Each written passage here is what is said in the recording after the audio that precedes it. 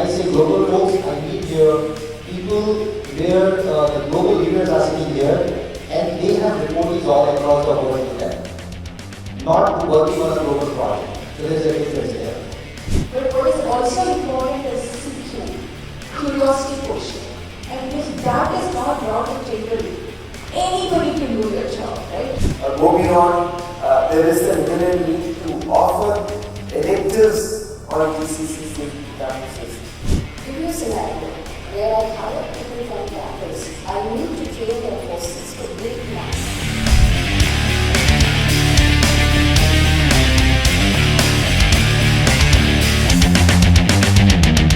Listening to all the dignitaries on stage, a hearty warm welcome to you, and now I leave it to Mr. Pankaj to take it forward. Thank you. So all of us got delayed in traffic this morning. So we didn't enter this main hall, we all stayed outside. And we actually had a round table outside. So we already had a dress rehearsal on last night, very heated discussion, some very interesting insights and all that. So thanks to the traffic, we are ready. And then we came inside and then we spoke to the previous two speakers to figure out that what you guys have already heard, to make sure that we incorporate that. So Anshuman told us that your job is to not give answers, your job is to ask better questions. So we tried to do that because we were all giving answers. Everyone had answers, we didn't have questions. So Anshuman has told us to think about questions.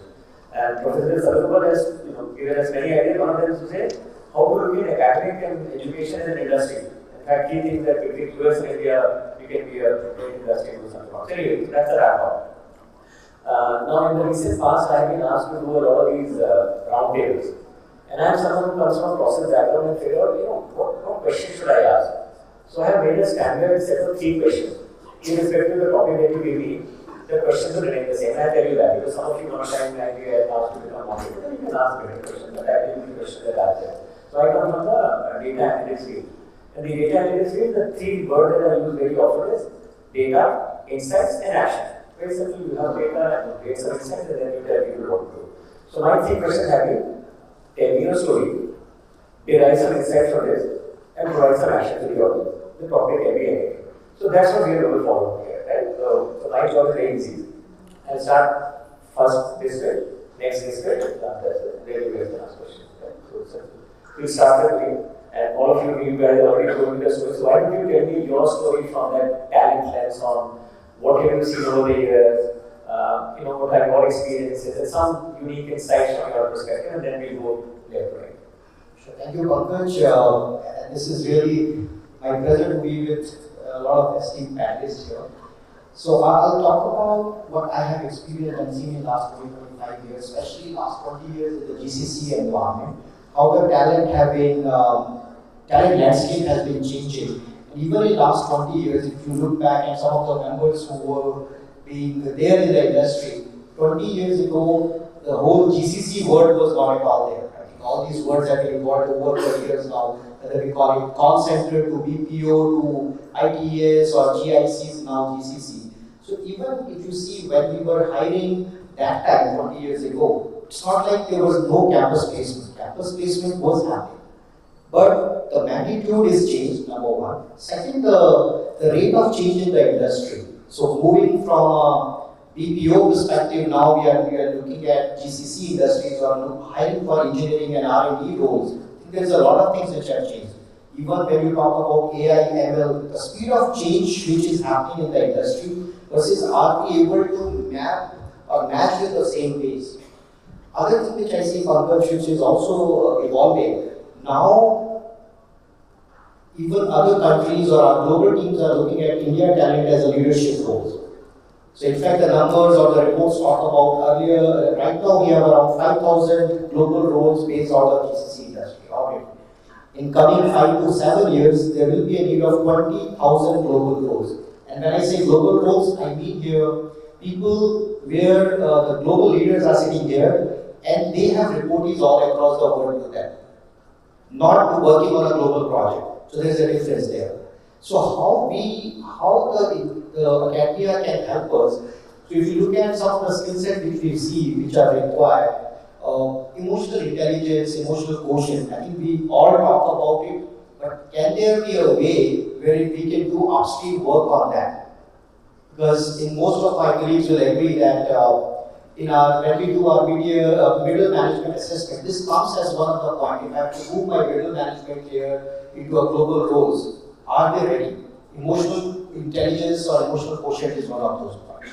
If I go a little bit further as well, we all do project management. So when we bring someone from academia and working directly in our new projects, I think there is a time lag which we require, which is fair, but can we reduce that? Can we do something upfront? So project management, how do we create a cultural awareness? So somebody working with a French customer versus US customer or Australia or New Zealand, I think that we all know after working that how it can be so different. You are saying the same thing, but how the others are understanding it.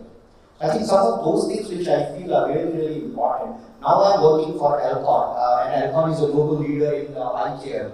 So we do hire, it's a very short journey if I say it's only 5 years. 5 years ago I was the second employee to join in Alcon, and we started working, setting up the GCC industry within Alcon. We have 4 centers, India, Poland, Malaysia and Mexico. So I manage all the 4. So by looking at comparing from India perspective to the other 3 countries when we are hiring and building capability, there are some differences which we can definitely learn from other countries, what difference they are bringing in their education systems versus what we are trying to do. So I think with that, maybe I'll pass it on to... Thanks, Prashant. So I would agree, quantity and quality have both sort of changed hugely. And quality for you is a whole range of technical and non-technical skills. Absolutely. If I can, so like for example, when we started 5 years ago, very classical, traditional shared services functions, so finance, HR, IT. I think most of our GCCs will start same way. So we started on the same way, but there were certain fundamentals which, while we were setting up, we kept in our mind. That how do we stay closer to our business? So we took a strategic decision in Alcon that all our centers, wherever we are opening, we will open a center in a place where we have our business office or commercial offices also sitting. So very soon we were able to move from classical functions to the functions like R&D, quality, regulatory affairs, some of these things. So how do we move into the core of the product development for the company? So I'm happy to share that within short span of 4.5 years, we are now having 30% of our workforce is working on the R&D and quality and regulatory, some of which is closer. We are not yet there, but still the journey has started. One thing which I would say, Pankaj, on this, if I add, which was very important for us in the beginning, that how do we map our resource pool in a longer horizon? So we were not hiring them only to do that particular job. How do we create a career for them? So for example, when we started, most of the direct leadership or the leadership team which I had, they were from executive level, if I look at from the organization, they were somewhere -4, ELT -4, or -5 or -3. But we kept one horizon that what all we need to develop them so that over the horizon, how can they become a level up? And it's not only about promotions. How do they really learn to influence? Because we do talk about, it's very important in GCC especially, to have a seat on the table. Do I have a seat on the table in my headquarters? Because if you are not there, you even don't know what's coming in. You are not part of the strategy. We took 2 more steps as our internal measure of our leadership team. So having a seat on the table, having voice on the table, and then having influence on the table. I'll give you an example of influence on the table. You are still, so think of a scenario wherein you are 5 years old organization in a 75-year-old company. If your counterparts, if your people sitting in your head office or headquarters, when their appraisals are being discussed or their feedback is being discussed in a yearly basis, how many times your leadership, local leadership is also considered? This is just a small example of an influence. That even on the people side, if you are able to tap in, not only on the work side, what work can bring in, how can we add more value. So these are 2 things which we kept as a starting point for our point, and I think that is paying us back now. Thank you, Saraswati, your experiences. Thanks, Pankaj. So I myself started as a campus recruiter in Wipro, and then I worked with services, product, and now with GCC. So I'll talk a little bit difference and what changes in each of these. Okay. In most services, there is bench, and there's also big training framework, training group in itself, L&D group itself. So you're put into 3 months, 4 months training. It's a factory model where everybody goes through what is required from an organization perspective for you to be deployed into a P&L role. Okay? In product, we are very specific about the skills that is required. In product organization, we used to go and hire in specific colleges for those specific skills. In GCC, like Vineeth said, what changes is really you're actually put into the global team. So that changes the equation. It's no more factories. You're not just expected to develop the code. That's a basic expectation. And I'll come to that. Even that has become a little bit struggle, but the expectation is a little bit more holistic. Are you able to think on your own? Are you able to ask right questions? Because the ability to be able to ask questions before you start the question, start solving the problem. Are you able to bring in your opinion? Are you able to add value to the discussion, or are we sitting and just listening in and starting coding independently? Those things which are beyond the development, beyond technical nuances, is what is expected when GCC hires. So while in the campus hiring, what we do look at is the basic fundamental technical skill. It goes beyond in terms of how have you done your project, what kind of interpersonal skills do you bring to the table. Those additional assessment does happen. So since I have been part of these different industries and I've been part of campus recruitment in each of these, I've seen the variation in each of these. But coming to the basic skill expectation, technical fundamental is mandatory. While today we talk about AI, data science, everything, not knowing maths or not knowing stats is not acceptable, right? Because if you're just, it's not a technique to be used, but how do you decipher the data? How do you understand the data? Data given to one individual, are you able to understand and stitch it together? Are you able to ask right questions? I lead analytics teams, right? So it's not just knowing how to use a technique, but it's also understanding how do you connect the dots. How are your curiosity in stitching these two things together, that becomes important. So while we talk about all these things, the curiosity quotient, while I was just talking to Pankaj, what academia gives is IQ. EQ is something that is expected, and that assessment we do when we are having the interviews through your project and other things. But what is also important is CQ, curiosity quotient. And if that is not brought to table, anybody can do your job, right? How do you differentiate yourself with others? So that's my thought on what is the basic necessity for it. You also mentioned AQ, adaptability. Yeah, there is also AQ, which is everything is changing. As we speak, technology is changing, the dynamics is changing, macroeconomics is changing, our environment is changing. How do you adapt to this change? Adaptability quotient is very, very, very important. Today we are becoming more fragile than we used to be. We have not seen the hardship, but how do we become adaptable? One thing that the whole world looked up to India was how agile we are, how adaptable we are. I think that resilience we need to continue to keep on. We can't get more fragile. Adaptability quotient is the only way to survive and thrive. Thanks. Because you have seen the academic world and all these corporates asking you for different types of talents. So what is your observation on what trends have you seen from a demand perspective? What are they asking you now? What did they ask you earlier? Sure. Before I share on the points, just as a little bit of deviation, AQ I thought was adversity quotient.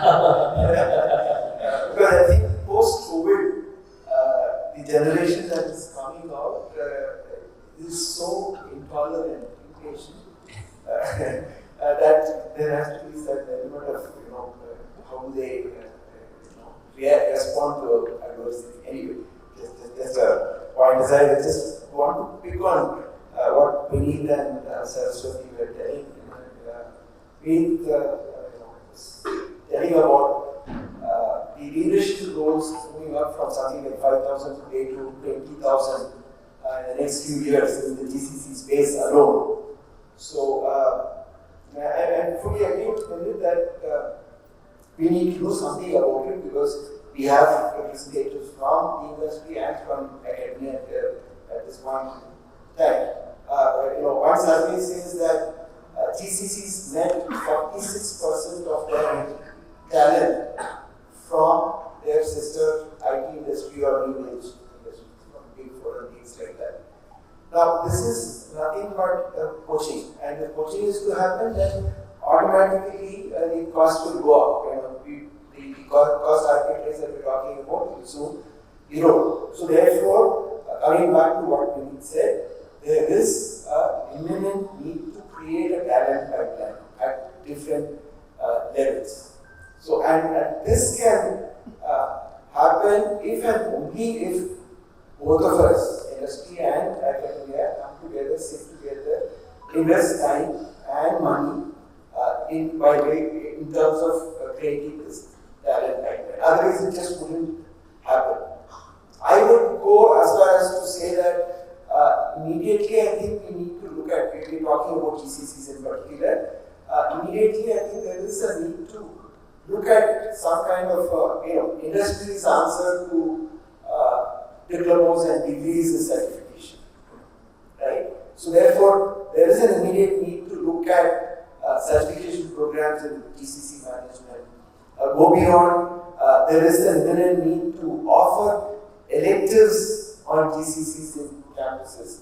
Electives, not necessarily the core courses, electives, and probably move beyond to something like a postgraduate diploma or probably even an MBA in GCC management, just as much as we have MBA in hospitality sector, hospital management or energy management, things like that. So unless we act fast and create pipelines like this, we will continue to keep lamenting about lack of talent and how unprepared the talent is. And coming back to what Saraswati was telling, expectation in how it has moved from the services industry recruitment to GCC recruitment.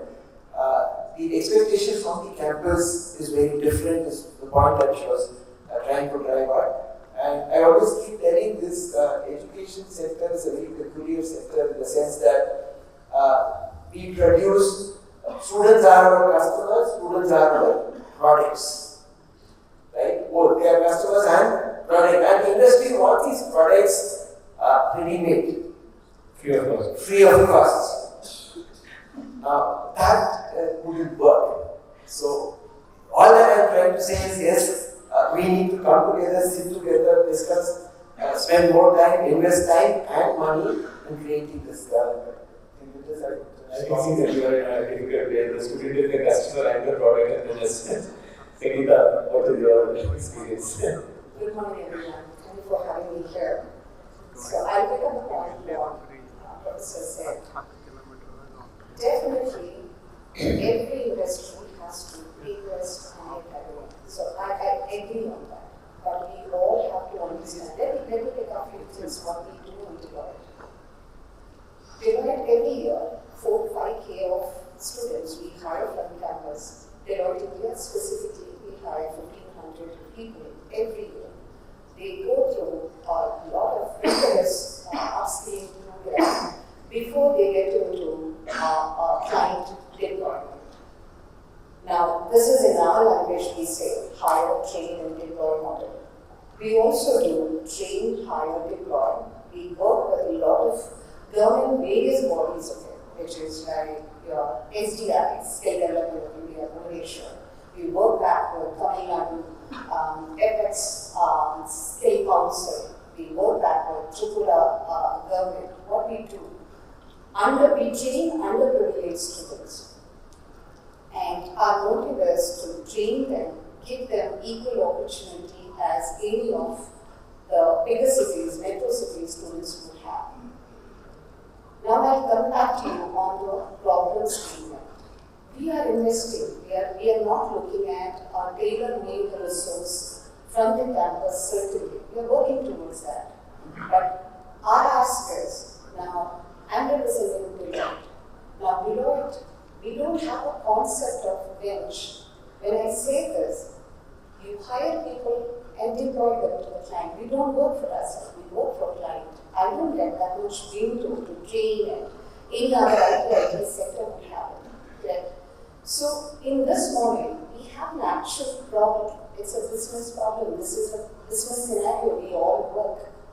Now, GCC, we all are talking about GCC. GCC looks at tailor-made resources. That means they need experienced folks. Give you a scenario where I hire people from campus. I need to train them for 6 to 8 months. They go through a transformative program to bridge the gap between academia and the client readiness.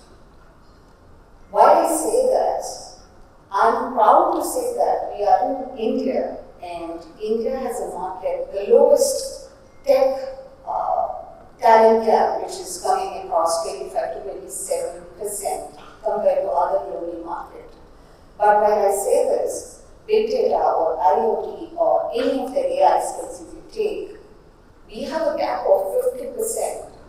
Somewhere we see a gap actually which is not getting met by the campus or see, we call it as campus, it's only because that's where we are getting, as you said, the product is getting produced from the campus. So we ban upon campus. Why I say this, there's another aspect to look at it. There are bits and pieces. Campus is working towards very closely with industry like us, where they train, they know what we need. But will this work for a long time? Because we are looking at scaling up. The scale should be, in increasing scale is something which you need to look at. One example I'll give you. So any skills you take, ERP or SAP or Salesforce. Now when I go to campus, there are campuses. Last year, interestingly, what happened was few of the team, they called and they said, let's see that I have folks who are SAP trained. My business is running an SAP. Why will I not evaluate them? I took around 400 people last year. This is the first year of experience. They're coming on board. I'm 100% sure I don't have to train them for 6 to 8 months. They will be ready if I train them for 1 month. That 1 month training is all about your cultural fit, your soft skills, how to communicate. That's it. So for me, they are tailor-made resources. So all I would say that we would have to connect, we would have to collaboratively work instead of saying that you need to invest or I need to invest in you. And beautifully, if I have to talk about, unfortunately, this kind of forum, we start a conversation here and we end it here beautifully and we go back home. Are we doing anything fulfilling? That needs to be thought. And I would request that, because many of the campuses we do visit, I do visit, where interestingly, the people have been asked, can you train your professors? I'm ready to do it because nobody had asked in the past. Because the question was, can you train my professors for how to write case studies? Now this happens only when you interact with industry people. Or I would say that a lot of curriculum correction you need to do it. That is, I'm leaving it to you guys. But we might have to work together so that you can make your students industry relevant. Thank you. So I think we are all very good at identifying problems, and we are also very good at telling others what they should do. So this question is to all of you to say, what is it that you have done, which has worked, and what is it that you intend to do? Forget what anyone else says. But I think that's what I would like to do in this second session. Because it's very easy to tell academia should do something, government should do something. They will do what they have to do. let's figure out what we have done or what we can do. I think that will give us hope for others to maybe try out things that you are doing. So we started. Okay, just pass this over there. Okay, we go in reverse. Sangeetha. Yeah, so basically, as Deloitte, are there things that you have done which have worked for you, which others can take a tool from? Two, are there ideas that you are thinking that you will deploy? But I think those are the real things. Because otherwise, telling someone what they can do, they figure out. They have a lot to do. I think we all control what we do. So I am more interested in listening to what you are doing, and same for all of us. Because दूसरों को ज्ञान देना आसान है, खुद करना मुश्किल है. There is no single mantra we can apply to every campus. So I do have a lot of investment on few campuses where we got brilliant students.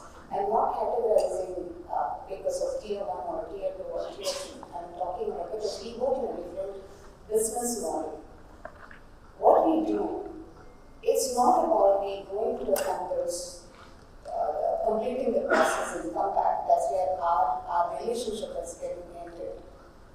But we also spend time. There are few of my partners and directors who are on the board of curriculum in few of the universities. Now, if that is an ask, we can work around. Now, there are few partners, they go and deliver the guest lectureship. That was an ask, few of the campuses have asked. We did that. Before going to the campus for the process, we do a lot of training. If people, for example, Salesforce, there are certain courses one has to complete it before getting into our process. We do that activities. Now, second ask which I just said, now if this is an ask, if we need to train professors, not only focusing on the campus students, we are ready to do that. We are just starting that conversation now. And what I would suggest is, for us, all engineering, all history, 6-month internship is something which we take them, because at least they will know, they will work on the live project. Can we look at this internship period more as 1 year? It makes sense. I know the professor will not agree with me because they have to run their curriculum also. But we don't have, we practically, I cannot train anyone for 2 months or 3 months. Think about it, if you can work around those aspects, and that will give them a practical experience. See, right now, I personally feel we both have a misaligned goal, because you guys, you get more theoretical advancement, where the industry looks at more practical applications and client readiness. That's what we look at that. We will get only through doing internships. Can we do that? I do it for 6 months for all engineering students. But again, tier 1 campus, they come and say that, sorry, we can't do 6-month internship. We have to look at what campus can offer. Only 2 months, 3 months, people will not learn anything. So maybe these corrections we could do it, that would be really great. But we are doing it in bits and pieces. I'm not saying that we are not doing it. But you can implement a standardized process for everyone would be really great. Thank you. So more and longer student internship, and then teachers also having some kind of research with other things. Thank you. No, Sangeetha, I'm fully with you when you say you need 6-month internship. I'm not disagreeing with you at all. I just want to add a little more to the internship bit of it. The ask is from the academicians, my colleagues from academia here, that we need to have certain change in our mindset, and internships are required not only for students. We need to go to the root of the problem. We need to have more and more internships for the faculty. That is when we can really bring about certain mind changes. The faculty goes and spends a month or 2 in industry. It's just not getting exposed to the practical aspects. It is also the environment, the kinds of problems that are being solved. And then he comes back and then starts talking the language that industry speaks. So this is something that can happen again if and only if the two I's, namely industry and institute, can work together, and only if the third I, which is interaction, can happen. So we need to have more and more of that. So internship both for students and faculty is something that I would stress upon. And what is that you have done is what you are asking, Pankaj. The other I that I wanted to touch upon, which is the topic as well, from offshoring to innovation hubs. So the point really is, how do we move up the value chain more and more in terms of being innovation hubs, the GCCs becoming innovation hubs. So this is a small thing that we have done at NIT Trichy. In fact, I am happy to say that I personally drove this. Every year the alumni come back for their silver union, 25-year union. I kept asking every time there was a 25-year union, leave something in the campus that will be a legacy for your batch. Giving scholarships, all that is fine, that's the easiest thing to do. Writing check is the easiest thing to do, but leave a legacy in the campus. They said, what is that you want? I said, I want an innovation lab on campus, which is 24/7 access to students, which has all the building blocks of building a proof of concept or a prototype. All the way to a prototype, you have a lathe, you have a vending machine, you have electronic components, you have processes, all of that. Say somebody has an idea, a group of students have an idea, they go there, sit and build something. It works, doesn't matter.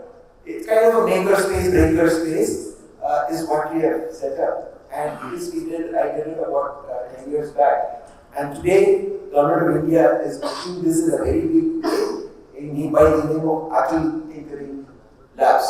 Now, the reason I am bringing this here is that it's okay to supply manpower to industry. How much of value creation are we really doing? The semiconductor industry space alone is creating hundreds of patents every year. But how many of these patents that are created by the semiconductor industry, GCCs in India, reside in India? Probably nil or close to nil. So the intellectual property has to get created in the country if we have to look at as a nation moving up the value chain. Otherwise, we are supplying fantastic manpower for creating some high quality, quantity, engineering research and then exporting it out. So we need to, the GCCs, the industry as a whole, need to look at probably defining a portion of their CSR spend on innovation on campuses. Okay, just leave with this thought. I do want you to talk about how you think the industry's expectations from you should be. Because usually academics don't get time to sort of talk about what you expect from the industry. Most of the time we are telling you we want a perfectly made product or that. So I know you spoke about it, but I would love the audience to hear how industry's expectations from academia. What do you? You can tell us what you expect the industry to expect from you, because you think that the industry is expecting the world and maybe they need to have a more tempered and nuanced expectation and so forth. So I think you have a strong point of view there. So, Sangeetha mentioned about need to develop curricula. Right? I can't sit and develop a curriculum for GCC because I know nothing about GCC. Right? So unless and until we come together, sit together, and happens now, again, as part of the education policy, national education policy, it's pushing in a big way. There's this concept of professor of practice. And what is the biggest showstopper for an industry person with vast knowledge and experience from becoming a teacher? This prefix called DR, doctor. Right? The professor of practice has eliminated that. Right? And you don't need to come and spend years together in industry, in the institute. All that you need to spend is a few months. And then do it for initially for a couple of years. Infosys used to do that as part of their big trainer program and all that. So invest in terms of training these not only these teachers, the students, the teachers as well. And ethic, we do have these things called board of studies. But my colleagues here, academic colleagues will agree, board of studies is a mere formality. We have a member from the industry who is a member in the board of studies, but there's hardly anything that really happens.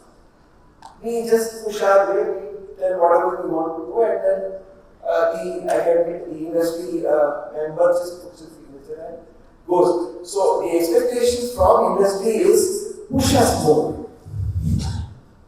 Push us more, get involved, be more proactive. Otherwise, academicians will continue to do what we do. Thank you, Saraswati. A spirit in two parts, Pankaj. One is insights, the other is action. Right? I don't know if in the audience is there any other professional other than engineering students here. Anybody at all? Somebody from CA, somebody from law? Okay. We seems to be in industry and academia again. But if you see any other professional degree, whether it is medicine, whether it is law, there is a mandatory internship which is not 2 months. Imagine a doctor coming out and doing your surgery after 2 months of internship. Right? So that itself is a big gap, and that's one reflection. Right? So to Sangeetha's point, the action we have taken is also work with few campuses for 6-month internship. And that was worked beautifully because it takes time to understand it, right? It takes time to understand the culture of the organization. It takes time to learn a language, all of it, right? There are also campuses which are talking about 1-year internship. If that happens, great, right? We are bridging the gap while you are studying, while you are getting paid, win-win for everybody. The other insight, like I said, everything is changing. We are, at some point of time, we were talking about services because that's where hiring was happening, now GCCs because that's. But going forward, the number of students who are coming out or the number of people looking for job to how much gets hired in any industry of any domain is limited. So somewhere we also need to start thinking about entrepreneurship skills. Why do we look at some company giving us internship? I know of students who said, I'm not getting internship. He went and created a company, and this is not, I'm not talking about, this is in India. He went and started a company. He employed 3 interns, paid them, and got his project done. But that skill set of thinking outside the box, thinking of innovation, so innovation doesn't have to be a disruptive innovation. How do we solve for our own day-to-day problem? How do we solve for the problem that is going to be future, right? We can't expect everybody to be employed by an organization. How can we instill some of these skills as electives in the campuses, in the curriculum? Because entrepreneurship skills are going to be mandatory for everybody going forward. That's another insight. And action, like I said, some of them, at home we have a dog walker. He didn't even clear his 12th, right? But he has now, he did some Zomato's, Swiggy, some big work. He went to, and government has this digital skills, free courses that are there. He went and learned that. He's created his own company. Now he sits at home and earns $1 lakh per month. So while we are expecting something else, there are things we should look beyond that and some actions that I do. The third one, I think, like Sangeetha said or Professor said, we sit and talk here, we are all going to get busy once we go back. But to bridge this gap, somewhere we should look at how do we engage deeper than just broader conversations. How do we bring in how do we do train the trainer, which includes practical and hands-on even for professors, teachers, And how do we go and teach? So that is another thing. And in my previous organization, there were two things that were done. One, labs were set up where people used to go and enable problem solving in the labs. And I think, just to give you an example, RV has a lab in Bangalore, right? So that was set up by, that was the investment and everything came from Cisco, so there was a lot of collaboration that happened and it helped both sides. There's also, the collaboration that goes deeper. In my previous organization, one of the previous organizations, there was a constant connect with the campus team and the academia, and the gap that were identified, we could go and bridge those, right? For example, we don't teach project management in any of the curriculum. We don't teach about how do we write a use case for pitching into a VC funding. But these are things when you have to do a pre-sales job, you need to know. But these are gaps that don't come up unless you have a deeper connection. That is another insight and action. Thank you. Thank you. I think it was quite insightful to listen to all of you. And I would agree, I think in Alcon, if I talk about the insight, what we have done, as I said, our journey is still short. It's only 5 years, which I specifically talk about Alcon. So we have rolled out programs like Early Career, Qualify, pretty much similar on the lines, going back to the colleges, bringing the students in. 6 months is something which we also started. There are colleges who are giving us 6 months of internship. And I think we also see a value in the longer internship tenure. There was another interesting thing during our before pre-panel discussion. I think Sangeetha was mentioning, quite interesting, that one of the interns said, don't look at us as resources. I think maybe 25 years ago, when I was going through my campus recruitment, I may not have said that. But that's the big shift which you are seeing in our Indian talent. So our Gen Zs which are coming in now, I think they don't want to be seen as resources. So how do we work in our side? So there is one program which we have doing a pilot now, is called a reverse mentoring program, which I'm doing a pilot on myself to be the first rabbit to be here and understand. So this is called Pravaha, which is flow of energy, flow of thoughts from our Gen Z to Gen Xs or Gen Ys. A lot of good insights are coming in. But we would like to, from actions perspective, maybe first of your point, you said push more. I would say rather than push, I would say we would like to pull you more towards the industry rather than push. I'll give you a very interesting example and facts here. So in GCC industry specifically, right now around we have 1,600 GCCs in India. In next 3 to 4 years, this number is going to be 50% higher. 2,400 GCCs will be there. So imagine 800 more GCCs coming in, and these are new setups. People who have seen after COVID, they are keen, yeah, this can work. And of course, there are GCCs which will continue to ramp up like us. If we look at the resource pool, if I am a center head, I have done this 4-time GCC setup. I was part of some of them, sometimes I was leading. But if you ask me to do another one, how much confidence, or do I see the same movie flashback happening, what all things will happen? I think that's if I look at the opportunity now, what all things are required, and if those could be whatever, you are the expert, you can tell us, is it add-on program, certification, PG, diploma, whatever, on GCC side, how do you do transition management? How do you do knowledge management? What are the failure modes as GCC industry leaders we all have seen? How can we bring that so that the resources who are coming, or I would say the new members who are coming in the team, they can really help us?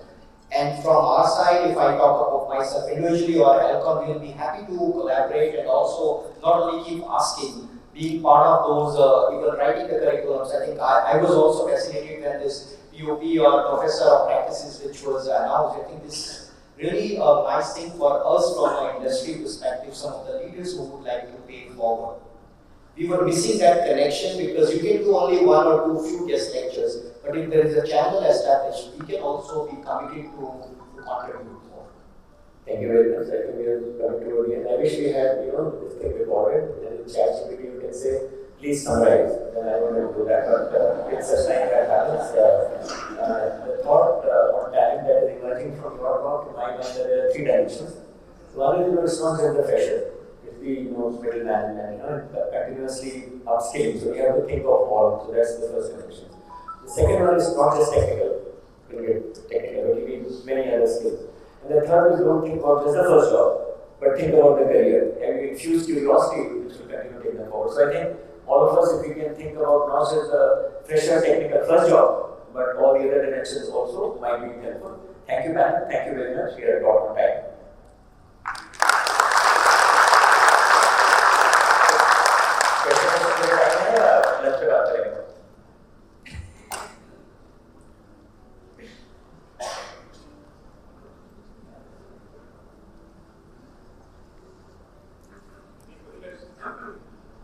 Right, do we have any questions? We can just maybe raise the hands and we can have the mics be passed. So one of the suggestions was industry to push more when it comes to academics. My only request, like you have also brought out in this panel discussion, that there should be more internships to the industry. Definitely. Let me introduce myself. I am director of Sikkim Manipal Institute of Technology, all the way from Sikkim. So here is the team. So obviously we find a lot of value in this. So my request is let us have this maybe through CII or whatever. Maybe that one slot fixed for the industry, maybe June, July, or maybe sometime in December when they are not busy teaching at college, they can come. And they need not to do anything but only watch what industry is doing, because this is the first thing which is going to transform their way of teaching in the classroom and also the perspective too. So this is what we have to come out with some plan wherein this kind of gathering is there and taking up with the industry with that kind of thing. I was recently interacting with the UGC chairman also. The commitment doesn't come from the people. The problem is this, it has to be worked at that level. So yes, we create that kind of slot, because otherwise if I know you, you know me, I will say you come and that's all. So it is never ever going to solve that problem. And why I can tell you with that connection is, I was a naval officer, I have run ships for good 26 and a half years, and again 12 years now I am into academia. The problem is this only, that my teacher, BTech, MTech, PhD, and then you are teaching. And this is what is there in the books is maybe 10-year-old research. So we will not be able to catch up. This is what is my request, that somehow we have to make this as a complete solution and it has to be taken at the right form. Then only this can happen again. Otherwise we will talk and go back. Thank you. Thank you. I think Professor Saraswati also mentioned that an organization like NASCOM to do this skilling needs to be established to take it forward. So thanks for the suggestion. One thing that we can, it's a short-term fix, is to really have mentors from the industry for students. I'm sure there are many people who would volunteer their time to mentor, and the mentorship is a little bit more holistic because they don't bring industry insights, right? So while we fix the long-term roadmap, there is probably smaller things that we can have as well. Please introduce yourself. Academic or corporate party or broker? Thank you. Good afternoon, one and all. I am Dr. Pramod from KKR Engineering College, Nasik, Maharashtra. This is at the Golden Triangle, one of the nodal, Mumbai, Pune, Nasik. So Nasik is one of the nodal of the Golden Triangle. Thanks for this and great opportunity to connect with you for the higher pro. My question is, there are around 2,500 engineering colleges, 1,400 polytechnic colleges, and every year 15 lakh students are passing out. Under national education policy, the majority of the institutes wish to give the students 6 months internship. So it is, the thought process is going on. My challenge is how to address these 15 lakh students for the internship. What thought process? It is not an easy step. The number is huge unless and until each and every industries of the India contributes may not be the Deloitte. Some industries here might be very keen enough in providing. The challenge is not 100 colleges, the challenge is 15 lakhs. Any thought process in the directions? What message you want to give it through this platform to the industry members?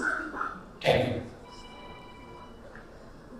So, and this is purely my thought, okay, basis my experience.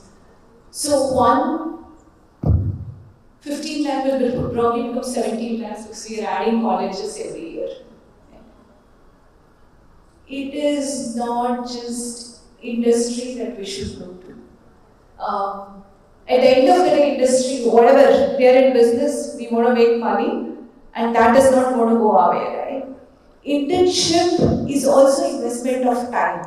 Somebody has to sit, so there's limited number that anybody will take. And to Sangeetha's point, we will not have bench. If we are going to get money out of me, her, everybody, we will have them in the job. Whether it is internship, whether it is next career goal, whatever. So we should look beyond industry for internship. And that is where I was talking about entrepreneurship skills. There is umpteen number of things that we can do as individuals, as students, as how do I take my career depending on which path I am in. So somewhere we should look beyond industry for internship. That's my limited take on this. You're saying what Modi says, job seeker, not job creator.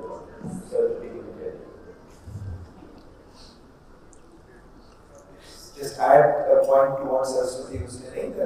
I think as academics, we need to bring in this mindset of entrepreneurship, startup. These kinds of mindsets we are to bring to our students. And micro entrepreneurs is what Ashwin was mentioning. So he would in turn create like 10 jobs. So we need to look at those spectra. All 15 lakhs getting absorbed is a challenge. We continue to look at this. Thank you. I think time is up and we'll catch up over there. Okay. Thank you.